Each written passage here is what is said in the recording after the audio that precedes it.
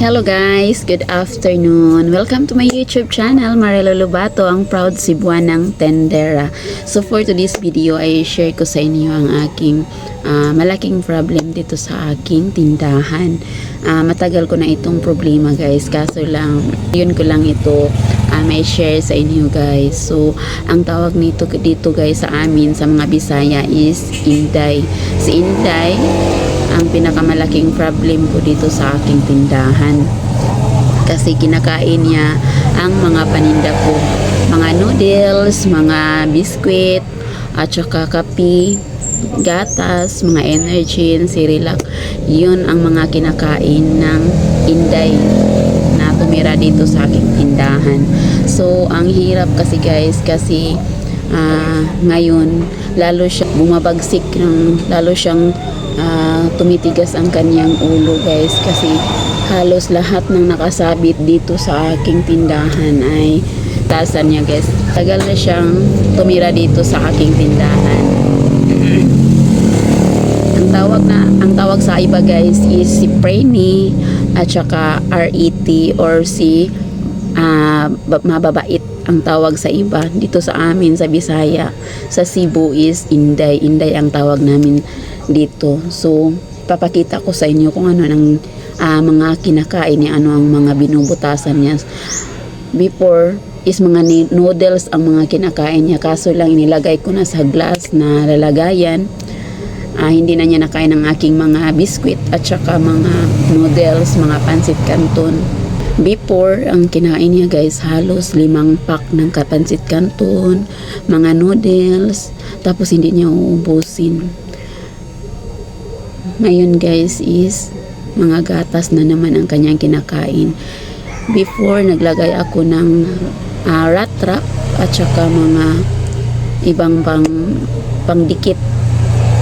At meron akong pusa dito sa amin. Kaso lang, pati ang pusa ko kumakain ng mga noodles at saka mga tuyo.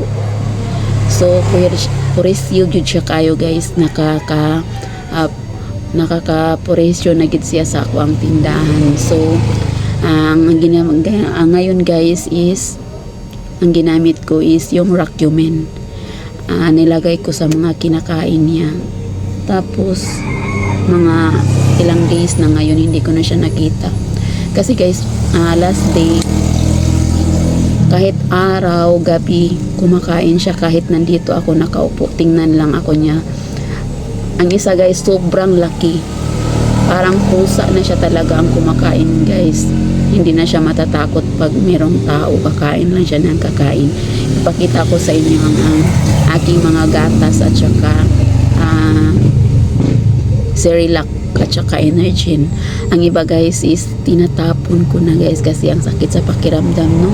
Palagi tayong bumibili ng mga +1, maraming mga freebies tapos kakainin lang niya.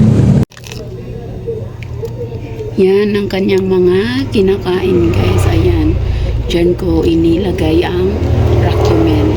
Tapos pati ang Racumen ay kinain niya guys. Ayan, doon pa sa kabila nito guys kasi nasa harap ako. Dito sa likuran ipapakita ko din sa inyo. Ayan guys, sobrang dami niyang damage. Ayan, iba pa yung mga tinatapon ko. Marami na akong tinatapon na bourbon swak na may mga butas-butas. Ayan.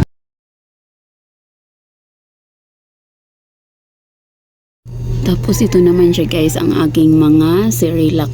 Ayan ang aking mga Cerelac at saka energy. Before guys is si energy. Ayan, binutasan din niya guys si energy. Ayan, sobrang dami na ang kanyang mga kinain dito sa aking tindahan. Pati miswa, tabliya at saka Milo. Ayan ang kanyang mga kinain guys. Sobrang dami ang kanyang naubos. Ayan, hindi lang isa, 2 pack kundi lagpas pa sa tag 5 kapak ang kanyang maubos guys. Ang Milo ngayon hindi siya kumakain ng Milo ngayon. Ayan, walang mga butas-butas ang aking Milo guys. Dito siya nasarapan sa Cerelac. Ayan, sa Cerelac at saka sa bourbon swak. Dito ko na inilagay ang aking mga noodles, mga pansit canton, at saka mga biskwit para hindi na mabutasan ni Inday. Ayan. Ayan ang aking mga biskwit. So, nakapahuway na ko ani sa akong mga biskwit guys. Wala na siya iipan, no? Wala, dito na sad sa akong mga kape or mga gatas. At ito pa siya guys. Ayan ang aking long life nga pansit canton. Ayan. Minubutasan din niya guys. Ayan. Ang sayang lang naman guys kasi hindi niya naman ito mauubos. Ayan, sa sobrang laki at saka dami. Pero kukunin ko ito siya guys. Siguro kukunin ko na lang dito dapit guys. Tapos lulutuin ko na lang guys. Hindi pa naman siguro ito makalason kasi dito lang siya kumakain siguro. Tapos dito naman na area is safe pa naman siguro kainin. At saka ang aking mga bihon binubutasan din niya guys. Ayan. Ayan ang aking mga bihon. Nabutasan na sabi niya guys ang uban. Pero ang uban ako na lang siyang dilabay. Ayan. Ayan guys ang mga bihon. So, mga butas na siya guys. So, sobrang dami niyang damage sa ako ang tindahan.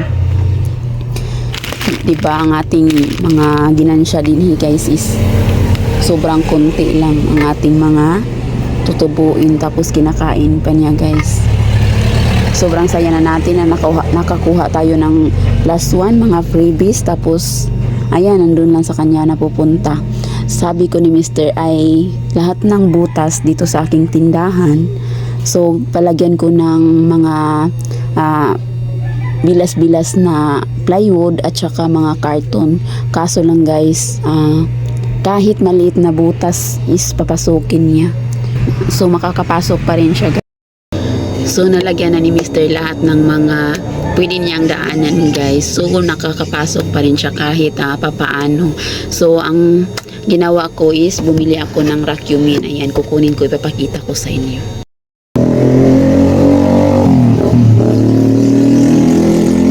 Ayan guys.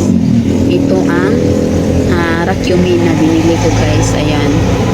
Ayan, dito sila nakaalis na mga 3 days na ang nakalipas.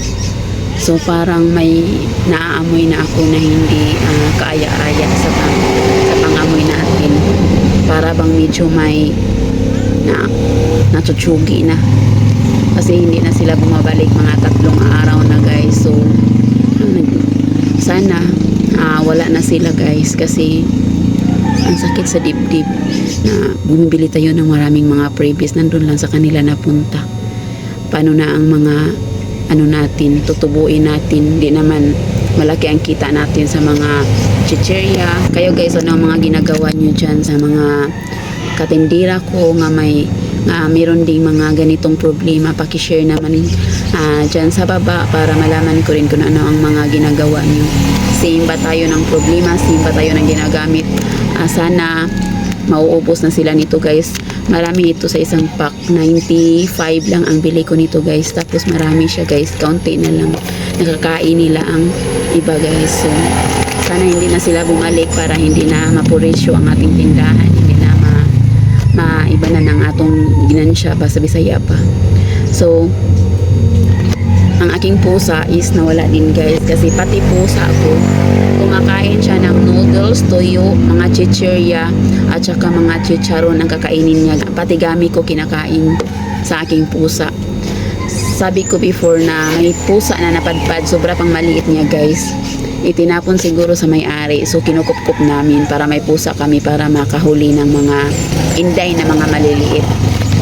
Kaso lang, bago pa lang siya dito sa amin, hindi siya kumakain ng kanin at saka kanang mga bukog sa mga isda or mga kumakain siya ng sardinas. Social talaga ang pusa na yun. Lumayas ang pusa ko guys. Minsan babalik pero ayan, itataboy ko. Sabi ko sa sarili ko na wise talaga sila guys kasi kahit saan pwede silang dadaan dito sa aking tindahan. Tapos hindi natin sila mababantayan 24 hours kasi may mga ginagawa tayo. So nasa isip ko, hayop lang kayo, mas makahihigit pa rin ang tao kaysa hayop, di pa?